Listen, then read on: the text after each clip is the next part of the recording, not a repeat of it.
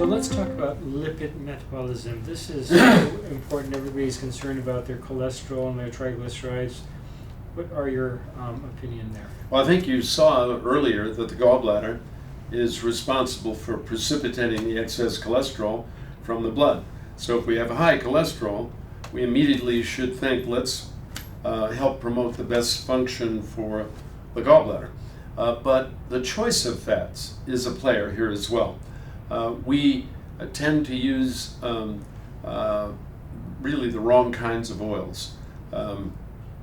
We are currently selling in the supermarkets safflower, sunflower, and canola oil. To me, these are all out of order.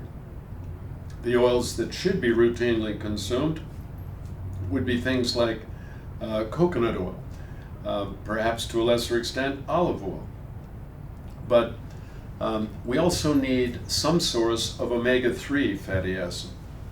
And the simple way to think of oils is that a cold weather plant or animal will have omega-3.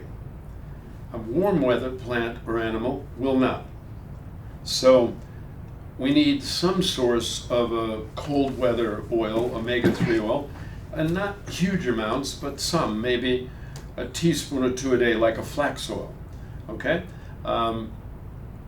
Unfortunately, though, when we eat out, we're going to get safflower, corn oil, we're going to get maybe canola oil.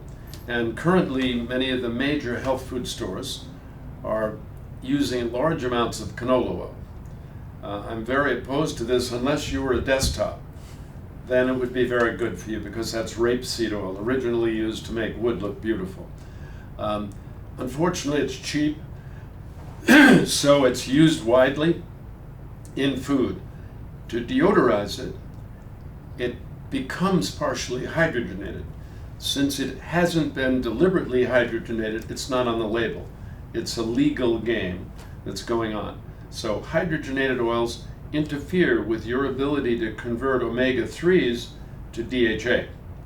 So my answer to this is take DHA, and then I don't have to worry about the conversion, and I don't have to worry about loss of brain and visual and all the neurological aspects of DHA. And what would be some of the nutritionalist approach you would take with this?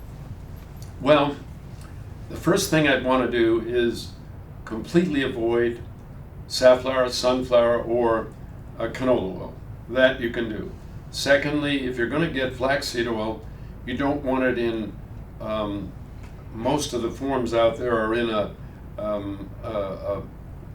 plastic bottle that's sort of soft black plastic bottle.